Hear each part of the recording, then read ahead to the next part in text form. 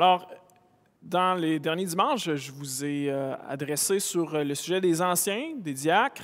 On a parlé de l'adoration ensemble. On a parlé de faire des disciples il y a 2 semaines. Et aujourd'hui, je veux parler d'une doctrine qui est extrêmement chère à notre famille d'Église, qui est le service de tous les croyants, le service de tous les membres. Ou une autre façon d'en parler, c'est de parler du sacerdoce de tous les croyants, donc sacerdoce qui veut dire le travail d'un prêtre. Donc, le fait que tous les membres de l'Église locale ont une responsabilité, ont une tâche à accomplir là-dedans. Et cette vérité-là, cette doctrine-là, elle est fondamentale pour qu'on la comprenne bien pour grandir personnellement, mais aussi grandir en tant qu'Église. Alors, on va être dans Éphésiens 4, je vous invite à y tourner. Éphésiens 4.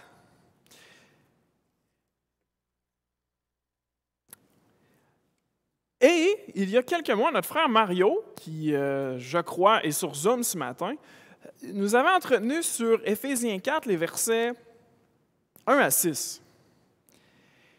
Et si on résume ces 6 premiers versets-là du chapitre 4, Paul nous dit « Je vous encourage à garder l'unité de la foi ». À ce point-ci de l'Épître aux Éphésiens, c'est le premier commandement que Paul donne. Dans les chapitres 1 à 3, il n'y avait pas de commandement. C'est simplement une description de tout ce que Dieu a fait pour nous en Jésus. Et à partir du chapitre 4, là, Paul se met à expliquer maintenant ce que Dieu nous appelle à faire. Et la première chose qu'il dit donc à son Église, c'est « Je vous encourage à grandir » dans l'unité, à garder cette unité parce que, au verset 4, il y a un seul corps, un seul esprit, comme vous avez été appelés à une seule espérance par votre vocation. Il y a un seul Seigneur, une seule foi, un seul baptême, un seul Dieu et Père de tous qui est au-dessus de tout et parmi tous et en tous. Donc, on le sent bien ici. Le fait qu'il n'y a qu'un seul Dieu, un seul évangile, un seul baptême, fait en sorte que son Église doit être unie. Et donc, dans les versets 7 à 16, il va nous expliquer comment cette Église-là peut cultiver l'unité. Comment cette Église-là peut grandir là-dedans. Et on va donc lire ce texte-là avec l'intention de comprendre Seigneur, comme personne devant toi, comment est-ce que je grandis? C'est quoi la recette pour grandir? Comme Église, c'est quoi les étapes, c'est quoi les fonctions du corps qui nous amènent à grandir? Alors, dans les versets 7 à 16, on va voir 3 parties du corps qui nous permettent de grandir. Et la première partie dont on va parler, c'est la tête. Et la tête du corps, c'est le Seigneur Jésus-Christ. Le Seigneur Jésus-Christ, c'est la tête du corps et cette vérité-là nous est dit dans Éphésiens 1 au verset 22, si vous voulez tourner rapidement, où il nous est dit que le Père a tout mis sous les pieds de Jésus. Et il l'a donné pour chef suprême à l'Église. Alors, ici, le mot chef, littéralement, c'est tête. Donc, il l'a donné pour tête suprême à l'Église. Et quand on revient dans notre texte au chapitre 4, on voit ce mot-là au verset 15.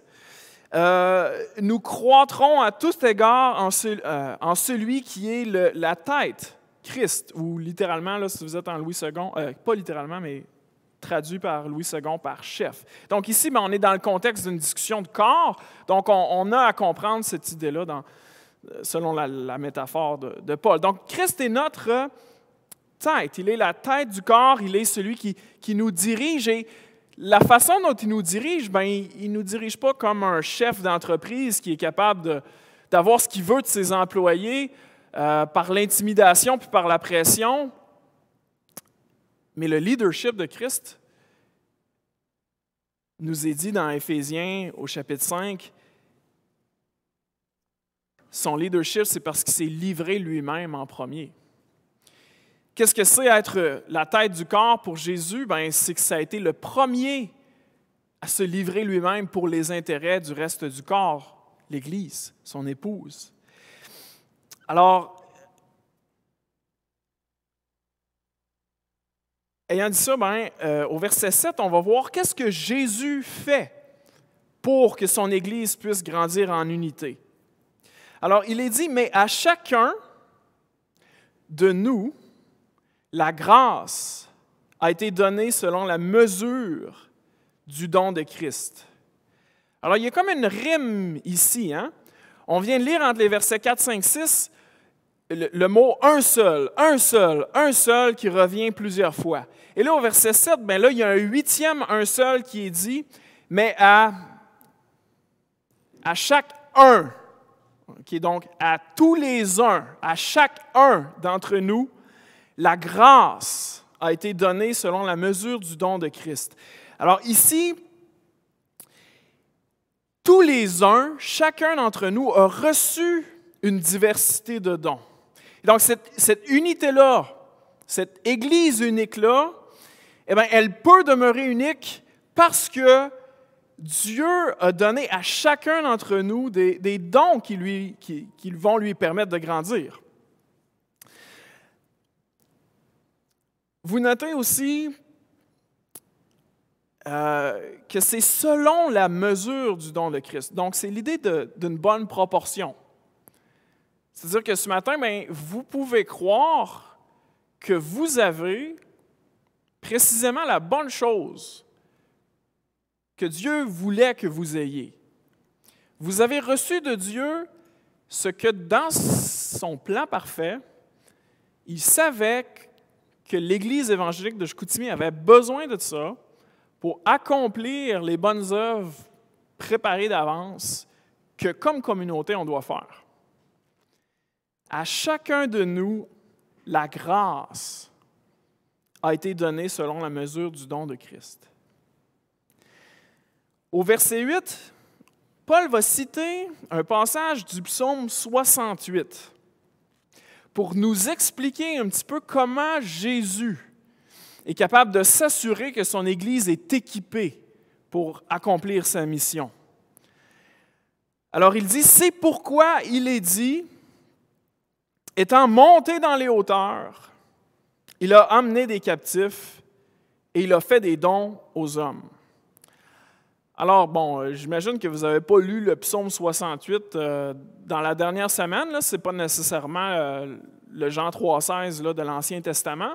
Je vais nous rafraîchir un petit peu la mémoire là, sur le psaume 68. C'est un psaume qui rappelle comment l'Éternel a pris son peuple qui était esclave en Égypte, comment, au travers de miracles, il les a guidés hors de l'Égypte, qu'il les a protégés et nourris au travers des 40 ans dans le désert, et de comment il leur a donné la victoire sur toutes sortes de rois qui voulaient les détruire dans la terre promise. Donc, c'est un psaume qui célèbre que l'Éternel est le grand guerrier, qui est le grand guerrier qui donne à son peuple les richesses qu'ils ont besoin pour bien vivre. Et là, dans le contexte du psaume 68, ça parle de l'Éternel, ça parle de Yahweh. Et quand ça dit « étant monté dans les hauteurs », ça fait référence au moment où Yahweh est passé du désert puis qui a choisi la montagne de Sion comme étant sa maison. Donc, il est monté sur les hauteurs, voulant dire que Yahweh il a conquéri la terre promise, puis il a mis son temple, son tabernacle sur Sion, là, au travers de l'histoire d'Israël. Puis au travers de tout ça, il a pris des captifs, puis il a fait des dons à son peuple. Donc, c'est de ça que ça nous parle, dans son contexte original. Et ici, Paul, ce qu'il est en train de dire, c'est que l'exode et la conquête de la terre promise est une façon de parler de la vraie exode, de la vraie conquête, celle de Jésus, qui nous a sortis de l'esclavage, du péché et qui a conquis, non les Égyptiens, non les Cananéens, mais qui a conquis Satan, le péché, les forces des ténèbres. Donc, il est en train de dire, bien, ici, réellement, c'est une préfiguration de ce que Jésus a fait entre la crucifixion et sa résurrection. On relit le texte, puis vous allez voir, ça va faire du sens avec le verset 9. C'est pourquoi il est dit, étant monté dans les hauteurs, il a emmené des captifs et il a fait des dons aux hommes. Et là, Paul se remet à parler. Or, qu'est-ce que signifie « il est monté » sinon qu'il est aussi descendu dans les régions inférieures de la terre? Alors, il est en train de nous dire, bien, si Jésus est Dieu fait homme, qu'est-ce que ça veut dire que Jésus est monté, sinon qu'avant, il était descendu dans les régions inférieures de la terre? Alors, au verset 10, celui qui est descendu, c'est le même qui est monté au-dessus de tous les cieux afin de remplir toutes choses. Donc, en Christ, Dieu est descendu pour délivrer son peuple de l'esclavage en conquérant nos ennemis, qui n'étaient pas ni les Cananéens ni les Égyptiens, mais Satan, la mort et le péché. Et c'est ce qui s'est passé le samedi saint. Quand Jésus a été crucifié, bien, il est descendu dans le séjour des morts. Pas pour être tourmenté en enfer, mais pour proclamer la victoire sur la mort et sur le péché. Et le dimanche, quand il est ressuscité, bien, il est monté au ciel et il avait, dans les termes du texte, emmené des captifs. C'est-à-dire qu'il avait maintenant la victoire et de sa position de roi au ciel, en tant que tête de l'Église, il fait des dons aux hommes. Et donc, on remarque qu'on n'est pas... on a un beau bâtiment, mais on n'a pas un bâtiment en or. Et Dieu, pour accomplir son plan de remplir toutes choses, n'a pas donné à son Église les richesses de l'Égypte. Il a donné des dons spirituels. Il a donné des dons aux hommes. Et c'est ce qu'il va poursuivre en expliquant au verset 11. Et avant d'y tourner, je veux faire une petite observation sur l'expression « afin de remplir toutes choses » au verset 10. Alors là, Paul est en train de nous raconter une histoire assez formidable. Jésus a été crucifié, il est descendu dans le séjour des morts, il a pris la captivité captive, il a pris des captifs, et après ça, il est remonté au ciel, puis du ciel, il distribue des dons spirituels. Et le but de tout ça, nous dit la fin du verset 10, c'est de remplir toutes choses. Que tout l'univers soit rempli, traversé par la lumière de Dieu, soit rempli par sa présence, qu'il n'y ait plus de deuil, plus de larmes, plus de chaos, plus de péché, mais que tout soit traversé par la paix de Dieu.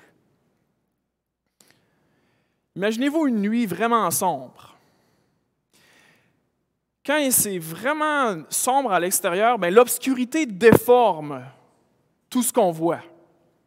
Mais quand le soleil se lève, bien, les formes sont nettes, la vie reprend, les oiseaux chantent.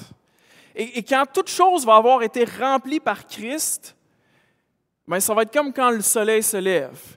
Puis il n'y aura plus rien dans l'univers de troublé par l'égoïsme, le chaos, le péché. Mais ce plan-là commence dès maintenant, même dans la noirceur du péché, parce que Dieu ne nous a pas laissés dans une nuit sombre, sans étoiles, sans lune. Dieu s'est créé une Église afin de refléter sa lumière. Puis on le reflète partiellement, imparfaitement, mais Dieu a chargé son Église, son corps, de refléter sa lumière jusqu'à ce qu'il revienne. Et cette lumière-là, elle est suffisante pour diriger ceux qui veulent bien voir. Et pour cette mission-là, afin de remplir toutes choses, ce qui va se passer seulement quand il reviendra, eh bien, entre-temps, cette tête de l'Église, Jésus, nous a donné tout ce qu'on a besoin pour faire notre mission, Et ça m'amène donc au verset 11. Et là, à partir du verset 11, on va se mettre à parler maintenant d'une deuxième partie du corps. Donc là, on a parlé de la tête, Jésus, qui a un plan pour son Église, qu'il souhaite qu'elle grandisse en unité, qu'il souhaite qu'elle accomplisse sa mission, qui est de faire des disciples. Et Jésus du ciel distribue des dons spirituels, et le texte va parler de ces dons-là, pas comme des capacités, mais comme des personnes. On va nous parler de 5 hommes-dons. Et dans le texte, pour reprendre la métaphore du corps, le texte va les appeler comme les ligaments du corps, ou les parties du corps là, qui font le lien entre les différentes parties du corps. Verset 11, « Et il, donc Jésus dans le contexte, a donné les uns comme apôtres, les autres comme prophètes, les autres comme évangélistes, les autres comme pasteurs et docteurs. » Donc, ici, on a 5 sortes de dons, 5 offices, et ils ont un point en commun. La proclamation puis l'enseignement de la parole de Dieu. Donc, ces 5 sortes de dons-là, ils sont décrits comme étant les ligaments. Ils ont une chose en commun, c'est qu'ils enseignent la parole de Dieu. Et on voit au verset 12 la fonction des ligaments du corps. Donc, leur fonction au verset 12, c'est pour le perfectionnement des saints. Alors, si je l'aurais dit là, bien simplement, qu'est-ce que c'est censé faire un ancien ou un pasteur ou un enseignant? Bien, c'est censé travailler au perfectionnement des saints. Alors, c'est sûr que perfectionnement, vous dites, t'as peu, là, c'est un peu intense. Voici une autre façon de comprendre le mot perfectionnement. Pour équiper les saints, pour faire maturer les saints, pour donner l'équipement. Donc, qu'est-ce que ces hommes-dons-là, qu'est-ce que ces ligaments du corps-là sont censés faire? Bien, ils sont censés équiper, préparer, faire maturer les membres du corps de Christ. Donc, ça, c'est leur responsabilité. Un leadership d'Église, tes anciens, tes pasteurs ne sont pas censés tout faire. Qu'est-ce qu'ils sont censés faire? Bien, ils sont censés te nourrir. Donc, ça, c'est la deuxième partie du corps. Donc, ces ligaments-là sont censés perfectionner les saints. Et là, je rappelle le but de cette discussion-là. On est en train de se poser la question, comment est-ce qu'une Église grandit? Alors, la première étape, Jésus donne des dons. Okay, jusqu'ici, ça va bien, parce que Jésus, ben, il fait tout le temps ce qu'il a à faire. Donc, on sait qu'on a tous les dons qu'on a souverainement besoin. Alors, on a, le texte nous dit, la deuxième partie du corps, c'est les ligaments qui enseignent la parole. Alors, nous, les anciens, on le fait, bon, bien imparfaitement, mais on le fait néanmoins, puis on avance ensemble. Et là, la troisième partie du corps qui est introduite, eh bien, ce sont les membres du corps dans l'expression « pour le perfectionnement des saints ». Alors, qu'est-ce que les membres du corps, qu'est-ce que eux sont censés faire? Eh bien, le texte le dit, « en vue de l'œuvre du ministère ». En vue de l'œuvre du ministère. Donc, là, c'est sûr que ça peut sonner un petit peu élite. L'œuvre du ministère, là, ça fait comme un peu moi, je suis dans le ministère à temps plein, mais vous ne voyez pas comme ça. Là. C'est vraiment. C'est pas quelque chose de réservé à un petit groupe consacré, c'est la responsabilité de tous. Vous pouvez le traduire par l'œuvre du service. Là. Ministère, ça veut dire service, ça veut dire service. Là. Donc, un terme tout à fait normal, tout à fait terre à terre. Alors, tête, ligament, membre, la tête donne les dons, les ligaments perfectionnent, équipent, puis les saints, ils servent. Et qu'est-ce qui arrive quand cet ordre-là est suivi? Nous dit le texte. Eh bien, l'édification du corps de Christ jusqu'à ce que nous soyons tous parvenus à l'unité de la foi et de la connaissance du Fils de Dieu. Alors, quand on peut dire là, que les anciens pasteurs, on va les appeler les coachs, là. Bon, mais quand les coachent, ben les saints servent, puis le corps se construit. Donc, le résultat qui se passe quand les membres du corps font ce qu'ils doivent faire pour leur propre part, selon les dons de chacun, eh bien, le résultat, c'est que le corps se construit. Donc, on a dit ici que le corps ne se construit pas parce qu'il y a une personne qui fait un sermon, puis après ça, comme magiquement, tout se passe. Le corps se construit à mesure que les membres du corps servent. Donc, c'est un petit peu la recette de bodybuilding selon les Écritures. Voyez ici, là, une chose qui est fascinante à propos de la croissance, que ce soit personnel, que ce soit d'une communauté. Je vous suggère une petite métaphore athlétique, là. Pour qu'un athlète, disons, olympique performe, ben, il faut qu'il mange convenablement, puis il faut qu'il s'entraîne. Mais si tu as un athlète qui s'entraîne comme un fou, mais qui ne s'alimente pas, ben, il va se blesser, puis il ne sera pas capable de performer. Mais à l'inverse, si tu as quelqu'un qui ne s'entraîne pas, mais qui s'alimente comme, disons, le nageur Michael Phelps qui mangeait 10 000 calories par jour, ce qui est à peu près peut-être plus que ce que vous mangez dans une semaine, ben il ne performera pas. Il va simplement devenir épouvantablement malsain. Et puis, dans l'Église, eh bien, on est nourri par la parole de Dieu. C'est nécessaire pour la croissance. Mais l'autre chose qui est nécessaire pour la croissance, selon l'ordre du texte ici, c'est le service. Parce que souvent, dans notre idée, on se dit, je vais me mettre à servir le Seigneur quand je vais être assez mature.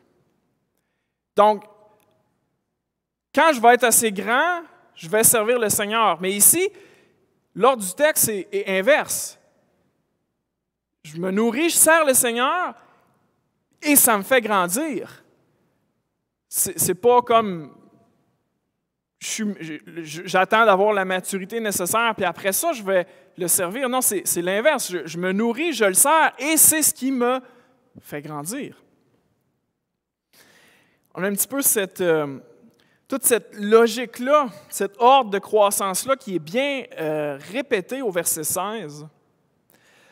Or, c'est de lui, Jésus, et grâce à tous les liens de son assistance, faisant référence aux ligaments, que tout le corps, les membres, bien coordonnés et formant un solide assemblage, tire son accroissement. Donc, le corps grandit selon la force qui convient à chacune de ses parties. Donc, si je le dis dans d'autres mots, selon l'effort qui convient à chacun des membres du corps et s'édifie lui-même par l'amour. Alors, ici, on voit vraiment cette petite ordre-là, là, tête, ligament, travail des membres, puis après ça, la croissance du corps.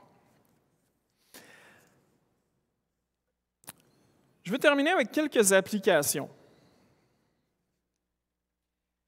Donc, on a parlé en survol un petit peu de cette idée-là de don spirituel ce matin. Et quand on utilise l'expression don spirituel, le mot spirituel dans le Nouveau Testament veut toujours dire qui vient de l'Esprit Saint. Alors, quand on dit don spirituel, on n'est pas en train de dire don magique, là, ou don qui flotte dans l'air spécial. Là. C'est toujours quelque chose qui vient de l'Esprit Saint. Et le Nouveau Testament en parle d'une façon assez différente. Dans ce contexte-ci, ce n'est pas comme une capacité. Dans Éphésiens 4, ce sont des hommes. Ce sont des personnes qui sont des dons. Dans 1 Corinthiens 12 ou dans Romains 12, comme Maxime nous a parlé il y a quelques semaines, eh bien, les dons sont des capacités que l'Esprit Saint te donne. Mais dans d'autres contextes aussi, comme dans 1 Corinthiens 7,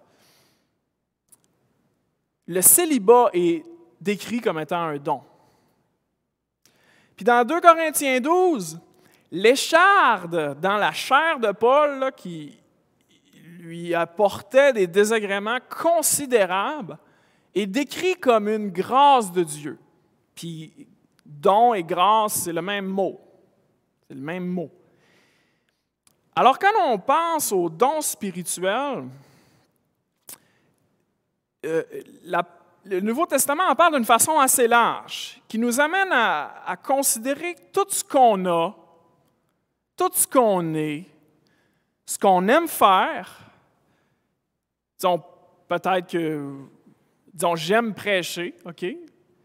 Donc, j'aime ça, puis je considère que c'est un don. Mais aussi même les affaires difficiles. Donc, peut-être que la situation de votre vie dans laquelle vous vous trouvez, disons l'écharpe dans la chair de Paul, ou votre situation civile, toutes ces circonstances-là sont appelées comme étant des dons. Et chacun d'entre nous, selon les circonstances, les capacités qu'on a, la parole de Dieu nous invite à les accepter comme des opportunités, comme des choses confiées par Dieu, dans lesquelles on est placé d'une façon unique pour le servir, pour faire avancer son plan de remplir toutes choses. Donc, on doit s'attendre à ce que Dieu nous donne. On doit se mettre au travail puis s'exercer dans ces situations-là, même si on peut être réticent, même si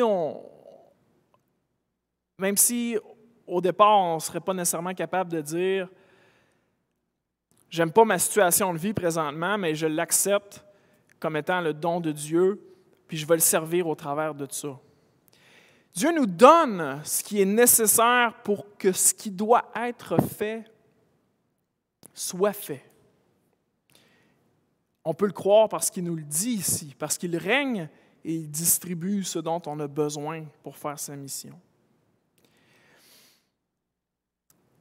Quand on regarde ce texte-là aussi, d'entrée de jeu, j'ai posé la question, comment est-ce qu'un membre grandit? Comment est-ce que vous grandissez? Je vous invite à réfléchir au moment de votre vie là, où vous avez le plus grandi spirituellement. Puis peut-être vous aviez quasiment l'impression de voir le Saint-Esprit autour de vous, voir des opportunités que le Seigneur vous ouvrait.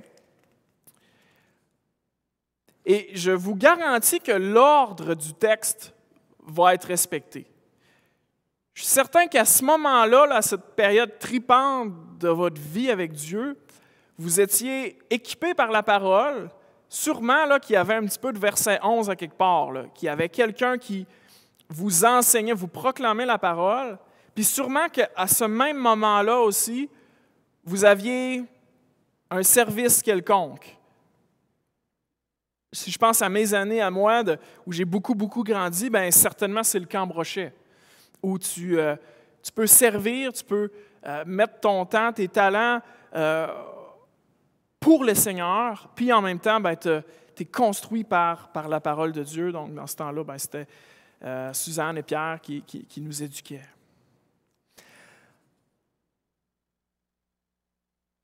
Alors, souvent on se dit qu'il faut être mature avant de servir, qu'il faut déjà être un pro, ou il faut être comme telle autre personne là, qui est donc le modèle.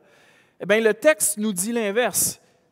C'est le service qui va produire la maturité et non pas la maturité qui va produire le service.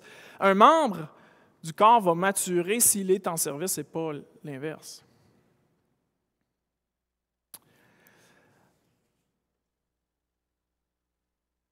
Alors, c'est toute une histoire qui est racontée par ce passage-là. Écoutez, qui nous laisse voir l'idée de la crucifixion, puis que Jésus est descendu au séjour des morts, pas pour être torturé ou pour souffrir, mais pour proclamer la victoire. J'ai gagné, je vous ai vaincu. Là, il est monté au ciel, la résurrection, l'ascension. Donc, quand vous irez au lac Saint-Jean, puis vous passerez par l'ascension, pensez à Éphésiens 4, 9, 10, parce que c'est de ça que ça vient. Il est monté au ciel, puis il nous distribue ce qu'on a besoin présentement pour faire son œuvre. Et comme Église, de tout temps, on veut se servir les uns les autres. J'ai récemment vu une petite feuille qui s'appelait Ministère 2018-2019, et donc qui racontait un petit peu toutes les responsabilités des ministères qui sont à l'Église. Puis c'est certain que il y a eu un assez gros roulement depuis. Puis comme communauté, on va vouloir se mobiliser pour s'assurer que ce qu'on faisait par le passé, on continue de le faire, puis qu'on va de progrès en progrès. Puis le Seigneur Jésus, c'est son désir qu'on grandisse en unité comme communauté, même au travers des circonstances dépaysantes qu'on vit, qui ne sont pas en dehors de son contrôle. Et puis c'est avec cette pleine confiance-là qu'on peut aller de l'avant. Alors prions ensemble.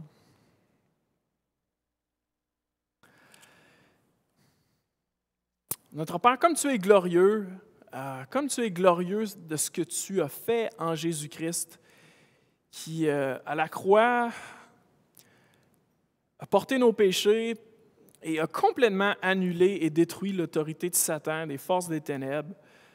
On te loue, Seigneur, de ce que tu as accompli, donc une victoire totale, et maintenant ton Fils, Jésus, est au ciel et distribue des dons, construit son Église. Les portes du séjour des morts ne prévaudront point contre elle. Alors, on te remet notre Église afin que chacun d'entre nous prenions notre place selon la part que tu nous demandes et que tu nous donnes. Et on te prie pour l'unité de notre Église, qu'on puisse y aller de progrès en progrès. Et on te remet cette semaine de marcher dans la joie et dans l'obéissance. Et c'est dans le nom de Jésus que je prie. Amen. Alors, merci de votre attention, puis bonne semaine sur Zoom, puis bonne semaine dans la salle.